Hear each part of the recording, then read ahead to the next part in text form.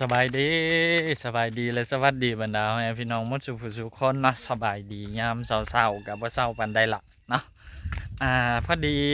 เฮากำลังสิลงไปเก็บมะเพชรเนาะให้กับทางชายบ้านเพื่อนพอดีเพิ่นมีงานแล้วก็มาสั่งมะเพชรกับเฮาเนาะโลนึงนี่แหละสาวนี้เป็นคนรับออเดอร์แล้วก็นี่ให้บ่าวดำเป็นคนมาเก็บนะก็โลนึงพี่น้องมื้อนี้เนาะ บ่ฮู้ว่าสิใช้เวลาไปเท่าใดในการเก็บมักพริกของเฮามื้อเช้าบ่าวดำก็หิบแล่นลงมารดน้ำมันละรอบหนึ่งเนาะก็ตอนนี้เวลาน่าสิประมาณ8โมงกว่าๆเนาะเฮาก็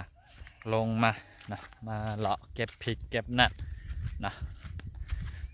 บ่ฮู้ว่าสิมีบ่มื้อนี้ความจริงเฮาก็บ่ค่อยได้เก็บได้หลังจากที่มือที่บ่าวดำถ่ายคลิปหั้นก็มีเก็บอีกเล็กๆน้อยๆความจริงก็เก็บขายทุกมือแต่ว่าขายมือละน้อยมือละน้อยมือละทง2 ทงเห็นนะเนาะนี่บัดนี้ก็มาหอดสวนมะเพชรแล้วพี่น้องเอ้ยนี่นะสวนมะเพชรของเฮาเดี๋ยวไปหาหม่องที่มันลายแล้วก็เก็บแถวที่มันลายเอาเนาะจังบ่ได้ยากเข้าเด้ ผู้อายุใสมันลายตอนนี้นี่ก็เลาะเก็บจนทัวเบิดละ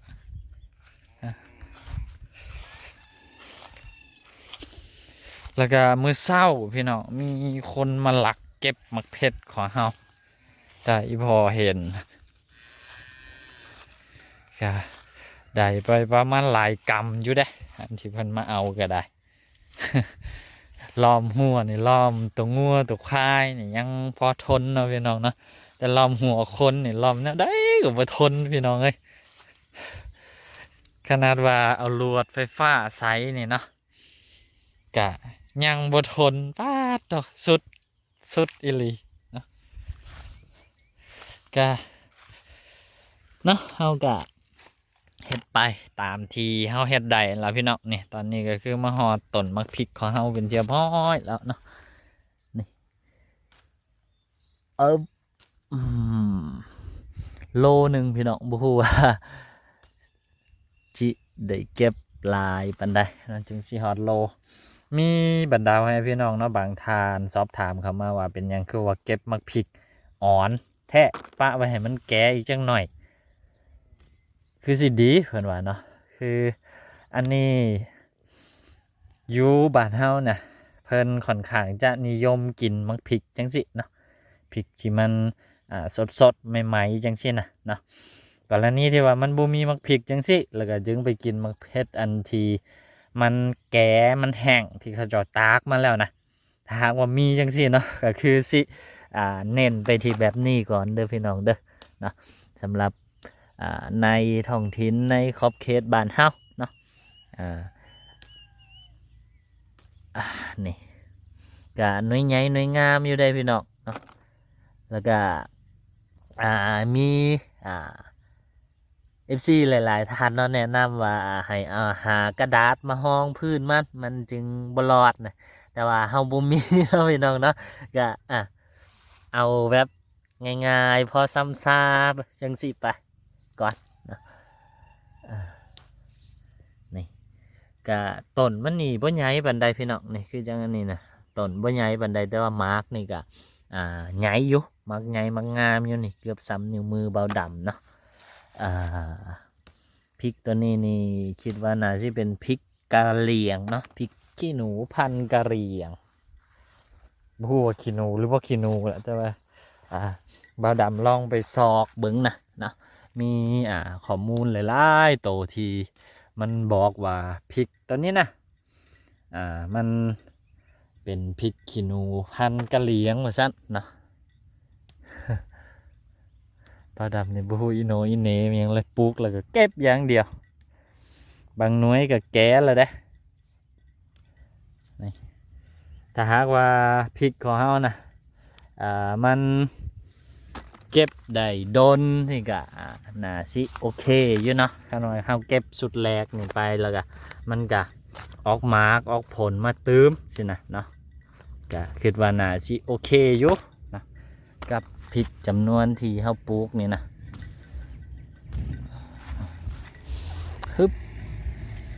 อัพตัวได้ใหญ่ๆนี่บ่าวดำเอาวัดเลยบ่ฮู้ว่าแก่บ่ฮู้ว่าอ่อนเนาะบ่าวดำบ่สร้างให้สังเกตพี่น้องนี่บ่าวดำนี่เนื้อได้ใหญ่เนื้อได้ทรงอันนั้นแล้วก็หวดมาเลย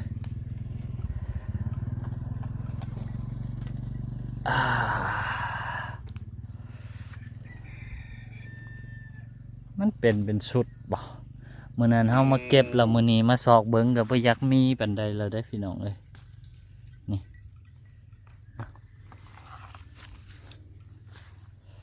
ฮึบฮับฮึบฮับ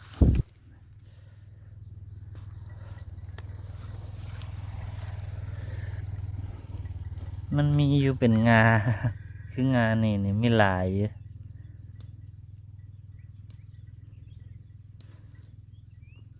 มาเด้อพี่น้องเด้อเก็บหมกเพชรซอยกันเก็บหมกเพชรซอยเบาดำพี่น้องจักยำใดเขาแหละสิได้โลนี่ก็เก็บไปเรื่อยๆเนาะพี่น้องเนาะเก็บแล้วก็จักหน่อยก็ไปส่งเพิ่นเนาะ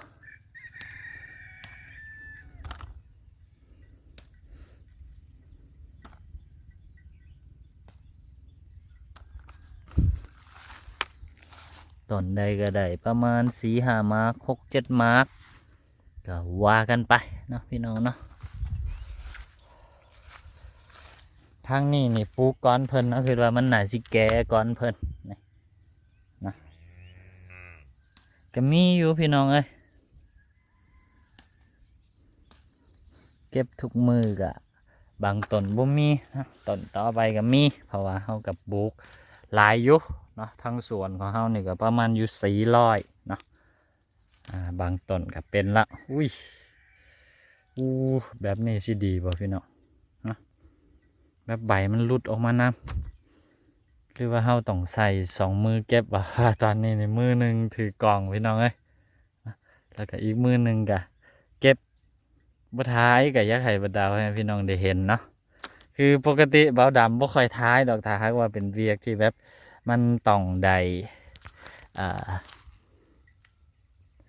หมกหมุนกับมันนะแต่ว่าอันนี้เก็บพริกเนาะก็เป็นเวียกธรรมดาเบาๆก็เลยว่าเนี่ยยักท้ายให้กับบรรดาให้พี่น้องได้เบิ้งเนาะ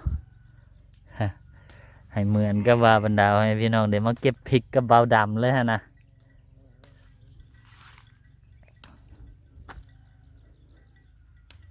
นี่ มันก็มีอยู่นะพี่น้องเนาะนี่แต่เฮาสิเห็นมันบ่ครบทุกหน่วยนะบางที่ก็อยู่ทั้งพุ่นเห็นนี่คือจังอันนี้นะอยู่ทั้งลุมนะบางรอบก็เห็นบางรอบก็บ่เห็นแต่ว่าหน่วยนี่ค่อนข้างไงได้พี่น้องสำหรับเบาดำนะเนาะนี่ก็น่าสิได้ละประมาณ1 ขีดเนาะ 1 ขีดยังอีก9 ขีดพี่น้องเอ้ยก็เก็บต่อไปพี่น้องเราเก็บมาประมาณ2-3 ต้นนี่แหละอันนี้นะมันมีบางต้นนะพี่น้องนี่บางต้นใบหลายคือจังซี่นะเราบ่เห็นมาร์กพี่น้องนี่มาร์กมันก็มีอยู่แต่ว่ามันบ่เห็นบ่ดกปานใดขั้นต้นใดใบดกแล้วมาร์กมันทรงบ่ดกนะพี่น้องนี่บ่ฮู้ว่าเป็นมั้ยตอนนี้นี่ใบนี่ดกเลยแต่ว่ามาร์กนี่บ่ค่อยเห็นบ่ค่อยปานใดเนาะบัดนี่ต้นทีมันมีมาร์กใบมันบ่ได้ดกได้พี่น้องเอ้ยนี่ใบบ่ดกแต่ว่ามาร์กนี่ดกพริกนี่ก็เป็นอะไรทำไมที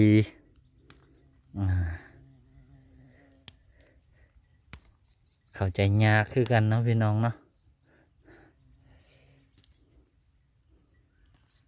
จับกล่องท้ายกับบางบาสก็ตรงบางบาสก็บ่ตรงเด้อพี่น้องเด้อว่าเบาดำบ่ได้เบิ่งจอ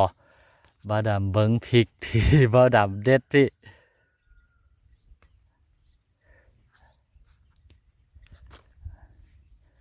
บางอันก็ล้นก็มีนะหากันล้นไหมเขาก็เอาพี่น้อง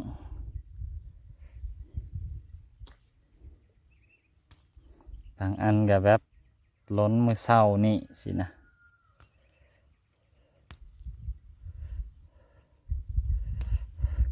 สมัยแต่ก่อนนะเห็นเขาเจ้าเฮ็ดคลิปบ่ฮู้ว่ามีแท้บ่เนาะ คลิปเสียงเมี่ยงไปเก็บมะเพชรไปนั่งถ่านอนถ่าให้มันล้นมาก็จึงเก็บเอานะมือก็ได้มาพริก2-3 หน่วย4-5 หน่วยหรือว่าเบาดำควรสิเก็บจังซั่นดีบ่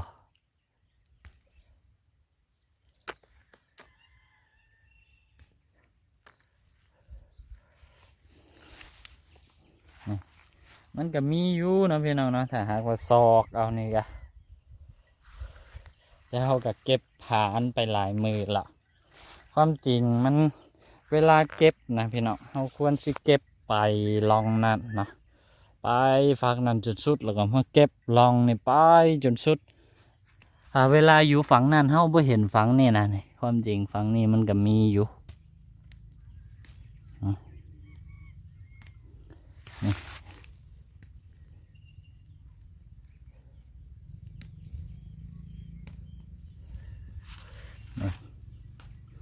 หน่วยใหญ่นี่บางทีก็เก็บหมดแดบ่หมดแดเนาะ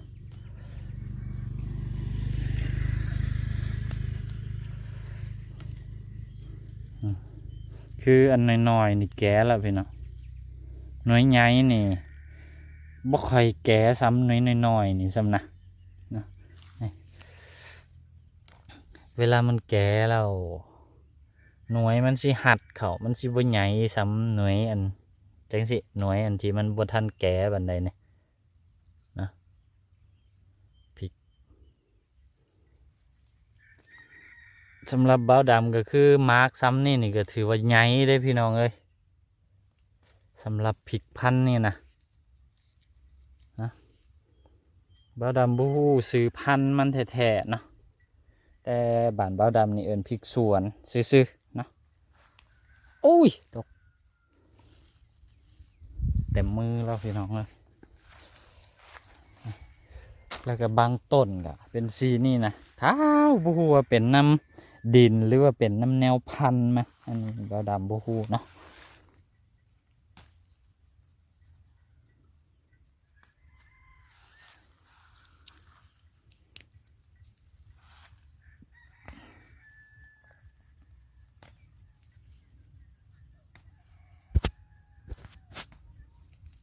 นี่บางอันก็ล้นพี่น้องล้นแล้วก็ค้างอยู่ต้นก็มี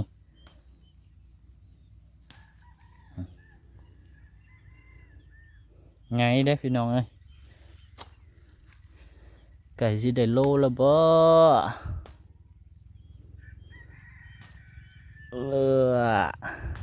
เขาเก็บมาประมาณ2-3 ต้นนี่แหละตอนนี้นะ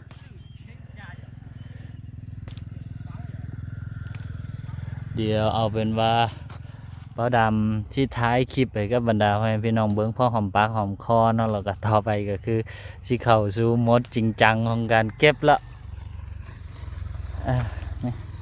อีกต้นนี้ซะนะพี่น้องเนาะนี่เห็นบ่พี่น้องมาร์กมันนี่ต่อ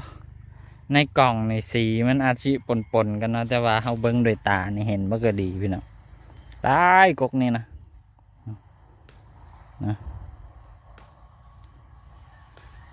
นี่คือแถวนี้นี่มันมาร์กมันมัดคันเก็บแท้ๆในต้นนี้ต้นเดียวนี่นะสิได้อยู่ประมาณ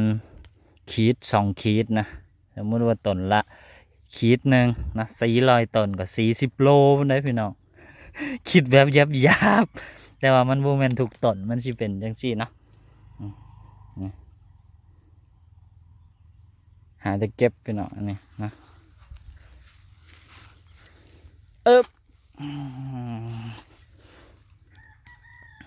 ลายต้นนี้นะต้นมันก็บ่ได้งามบ่ได้อันนั้นแถวว่านะแต่ว่ามาร์กนี่ดกเฮาบ่ฮู้สิเฮ็ดแล้วพี่น้องแบบนี้นะเฮาควรสิบำรุงให้ต้นมันงามเพื่อให้มันเป็นมาร์กลายหรือว่าควร ปะให้ต้นมันบ่ค่อยงามแล้วให้มันเป็นมาร์กลายแทนเพราะว่าเท่าที่สังเกตเบิ่งนี่ต้นที่บ่ค่อยงามน่ะมาร์กมันสิดกก่อนอันนี้บ่ฮู้ว่าเป็นหยังช่วงแรกๆตอนที่เฮ็ดนะก็เข้าใจมาตลอดว่าแบบต้นงามมาร์กมันต้องดกต้องงามแต่ว่าเวลามันเป็นมาร์กมันตัวจริงนะมันค่อนข้างจะสวนทางนะพี่น้องเนาะต้นที่มันงามหลายสัมผัสบ่ค่อยมีมาร์กแต่ต้นที่มันเกิงกลางๆนะสิว่าบ่งามกับบ่แมนสิว่างามกับบ่ถึงขั้นว่างามมาร์กในสัมผัสหลายพี่น้องคือจังต้นนี้นะนี่เขาเก็บละ2 กำยังบ่ไปบ่มาเถอะนะก็คือยังเต็มต้นคือเก่านี่เนาะอันนี้คือยังอ่อนปะไว้อันนี้ก็ได้ต่อได้แก่ก็คือแก่บ่ฮู้เลยพี่น้องเบิ่งจักผลของมันขั้นผลอุ้ยอันนี้เดี๋ยวเฮาก็สิคอยเก็บทยอยเก็บอยู่นี่แหละเอาเป็นว่าเฮาสิตัดไปตอนที่เฮาเก็บแล้วว่าเดี๋ยวนะพี่น้องนะขออนุญาตเข้าสู่โหมดจริงจังในการเก็บก่อนเด้อพี่น้องเด้อ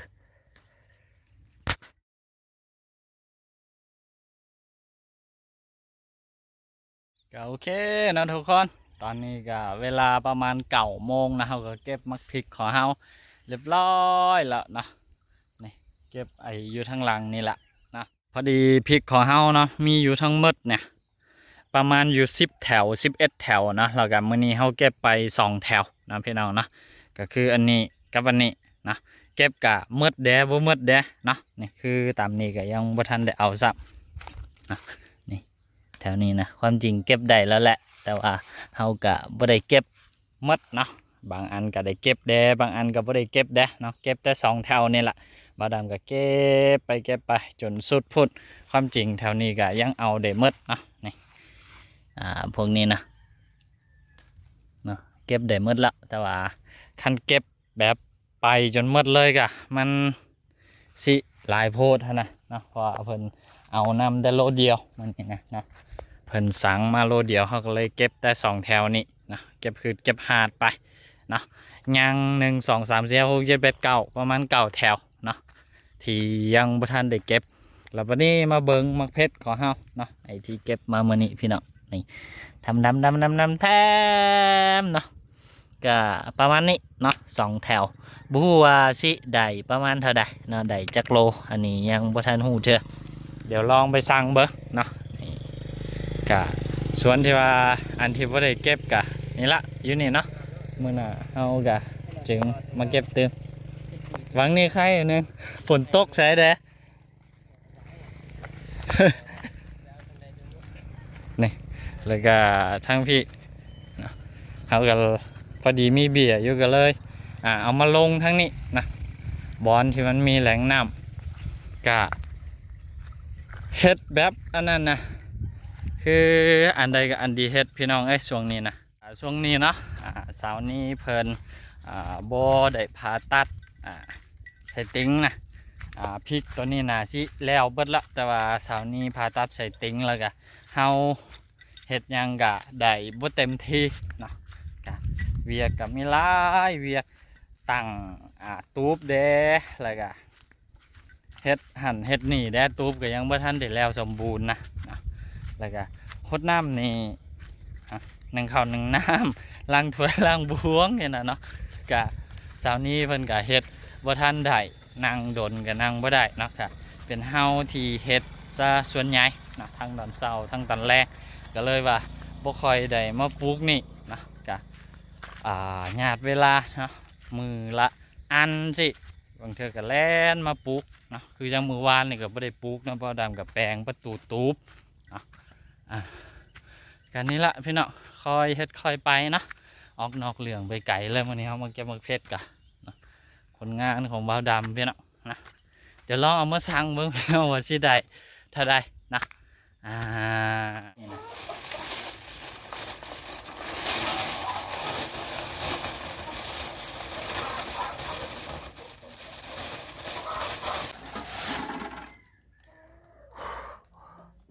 ได้ประมาณโลสีพี่น้องเกือบโลห้าเนาะนี่ก็เกินโลไปหน้อยหนึงเนาะ2 แรง2 แถวได้โลสีพี่น้องตอนนี้ก็เฮากับแบงค์ใช้ธงปะไว้ให้สาวนี้เป็นเทียบห้อยแล้วเนาะตัวนี้โลหนึงเนาะได้ลายได้พี่น้องโลหนึงเนาะแล้วก็อันนี้คือสวนที่มันเกินมานะ2 แรงได้โลปลายนะอันนี้ก็เก็บเป้าไว้ให้สาวนี้ไปส่งเขาเจ้านะนี่พอดีโลเป๊ะเลยยังกลายไปน้อยเนี่ยกะบ่เป็นหยังนะพี่น้องนะอันนี้นี่คือสาวนี้เพิ่นว่าขายโลหนึ่งประมาณเท่าใดวะบ่ดำกับบ่จือตัวเลขเนาะ50หรือ50ปลายพันนี่แหละเนาะก็เป็นเงินบาทก็ประมาณอยู่7-80 บาทเนาะประมาณ70-80 บาทประมาณนี้แหละตอน1 กิโลเนาะที่เฮาขายอยู่ทุกมื้อนี้เนาะอันนี้ก็คือเป็นเวียกยามเช้าของเฮาเนาะประจำมื้อนี้ก็จักหน่อยก็สิไปเก็บไข่พี่น้องเนาะบ่ฮู้ว่ามื้อนี้นี่สิไข่จักหน่วยเนาะก็เดี๋ยวจักหน่อยคันมันไข่แบบมีนัยยะสำคัญเนาะต่างจากมื้อวานหลายก็สิถ่ายสิอัปเดตให้กับบรรดาให้พี่น้องได้เบิ่งได้ชมเนาะช่วงนี้ก็อยู่แต่กับสวนกับเป็ดกับไก่นี่แหละนี่หนวดก็บ่ทันได้ตัดพี่น้องยาวหมดแล้วเนาะผมก็บ่ได้ตัดเนาะก็ประมาณนี้พี่น้องสำหรับ EP นี้ก็ขอมขอบใจบรรดาให้พี่น้องหมดทุกผู้ทุกคนเนาะที่ว่าคอยติดตามและให้กำลังใจเสมอมาสำหรับ EP นี้สบายดีบ๊ายบาย